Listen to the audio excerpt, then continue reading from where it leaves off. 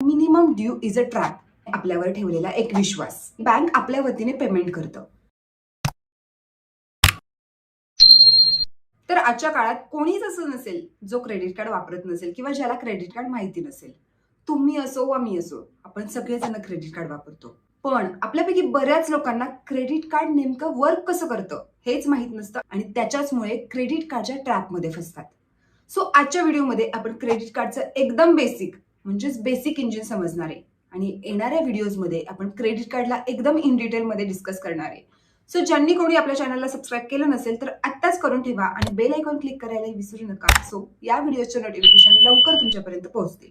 आता सगळ्यात basic, credit card म्हणजे काय? क्रेडिट कार्ड म्हणजे बँकने आपल्यावर ठेवलेला एक विश्वास, म्हणजेच आपल्याला दिलेली एक उधार मर्यादा. त्याचाच अर्थ असा की बँक आपल्या वतीने पेमेंट करतं आणि आपण महिन्याच्या शेवटी जेव्हा आपलं बिल स्टेटमेंट येतं तेव्हा ते पैसे बँकला परत करतो. प्रत्येक कार्डची एक बिलिंग सायकल असते. फॉर एक्झाम्पल, 1 तारखेपासून ते 30 तारखेपर्यंत या दरम्यान तुम्ही जो काही खर्च कराल ते सर्व खर्च एकाच बिल स्टेटमेंटमध्ये येतं आणि त्या बिलची ड्यू डेट असते 15 ते 20 दिवसांची. म्हणजेच आपल्याला टोटल 40 ते 50 दिवस इंटरेस्ट फ्री क्रेडिट कार्ड वापरायला भेटतं. पण लोकांना क्रेडिट कार्ड वापरण्याची बरोबर माहिती नसते आणि त्याच्यामुळे सगळं काही फसतं. तर आपल्याला इंटरेस्ट रेट कधी पे करावा लागतो? जेव्हा आपली ड्यू डेट येते आणि आपण पूर्ण बिल भरत नाही किंवा मिनिमम बिल पे करतो. मिनिमम बिल पे करणं हेही एकदम चुकीचं आहे. एवढं लक्षात ठेवा, minimum due is a trap.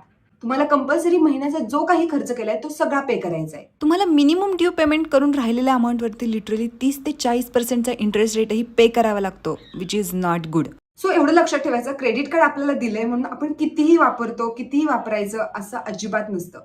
जर खरंच डोक्याने वापरलं ना तर क्रेडिट कार्डचा फायदाही होऊ शकतो. पण जर अंधाधुंद क्रेडिट कार्डचा वापर केला तर आपण नक्कीच नुकसानाच्या तोट्याच्या जाळ्यात अडकतो. कारण क्रेडिट कार्डचे पैसे हे उधारचे पैसे असतात, ते आपले स्वतःचे पैसे नसतात.